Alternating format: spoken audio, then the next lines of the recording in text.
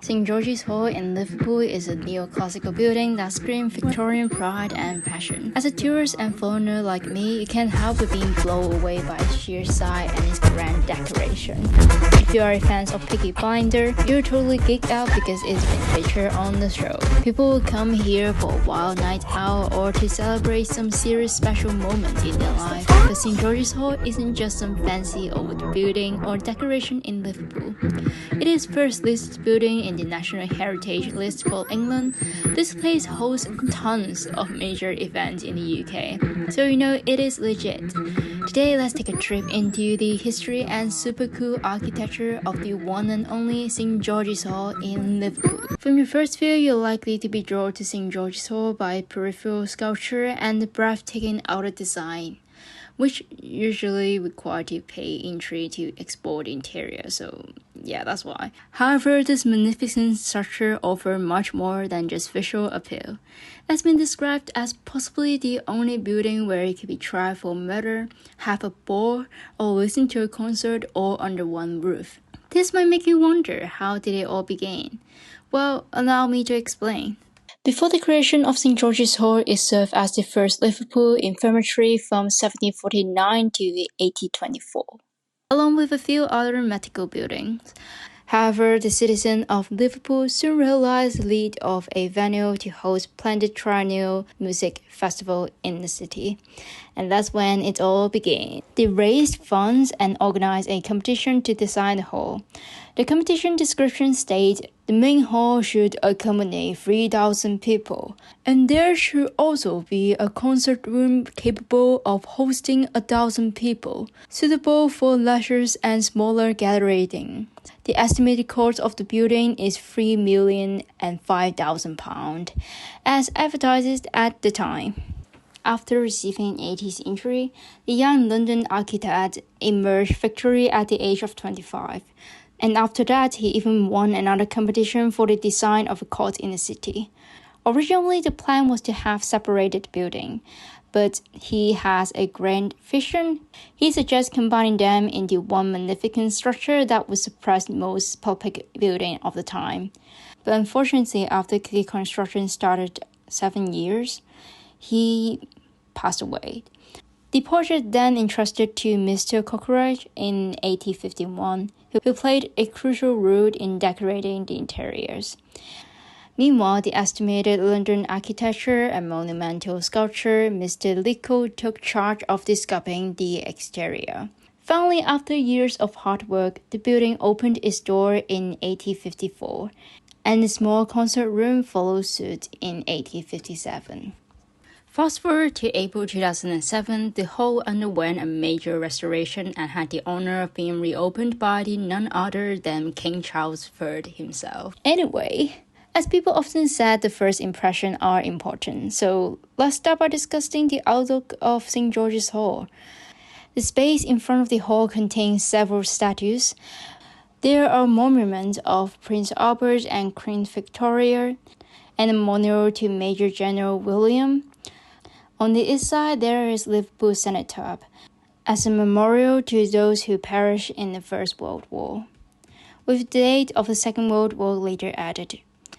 As you slowly walk towards St. George's Hall, you will discover two sets of sculpture on the side. Starting from the southern end to the east front, we have the Grove of Justice, sculpted by Mr. Lee, an English sculptor specializing in relief and portraited head. They depict the growth of justice through the company of joys, wisdom, wealth, fame, knowledge, glory, and righteousness.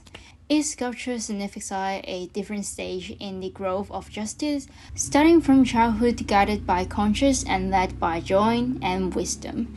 In the teenage stage, justice faced temptation from fame and wealth.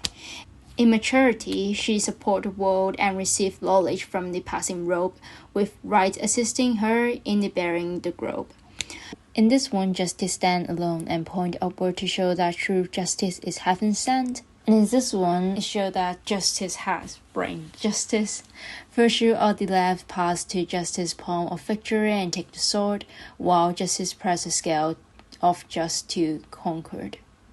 Finally, at the end of her journey, she is crowned with immortality by gories, having fulfilled her purpose and eliminated all crime.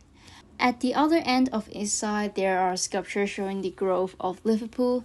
They represent how the city has developed and its important role in trade and manufacturing. And guess what? You can totally see the influence of ancient Rome and Greece in both outside and the inside picture.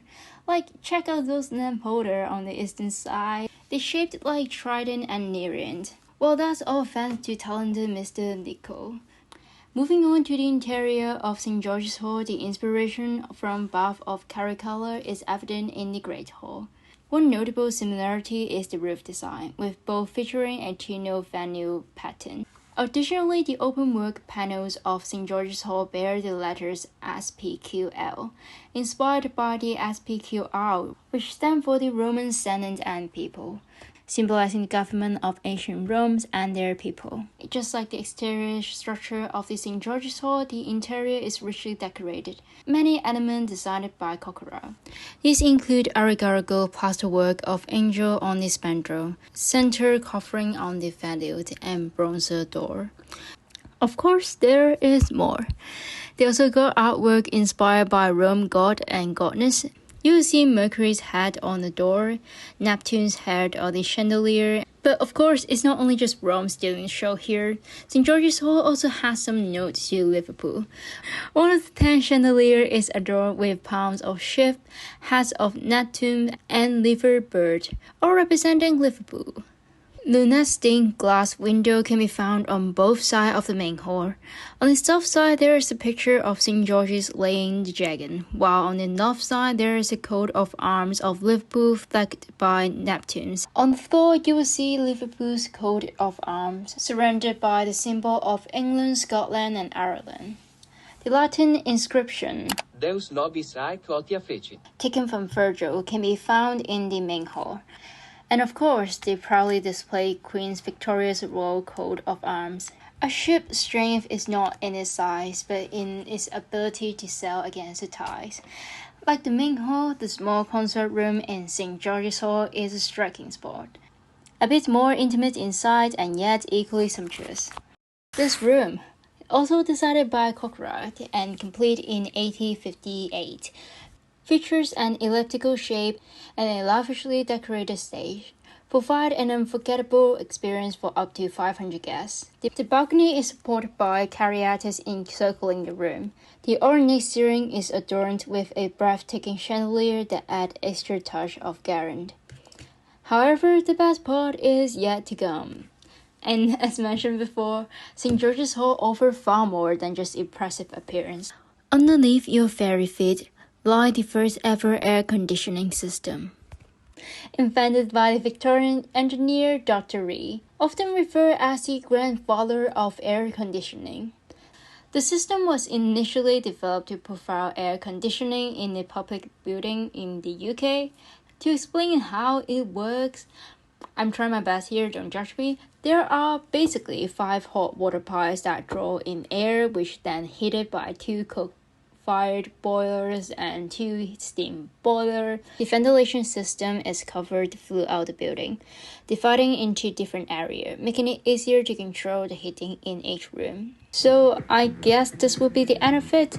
Hopefully you learned something from this video. And also, hopefully make sure to add St. George's Hall in your visiting list when you go to Liverpool. I would say St. George's Hall truly embodies the pride and passion of Liverpool, a city that cherishes its heritage and welcomes visitors with open arms. Also, I kind of realize this is my first time having a script and then actually recording my voice. It probably sounded annoying, but I will improve it next time. So yeah, thank you for watching. Bye bye.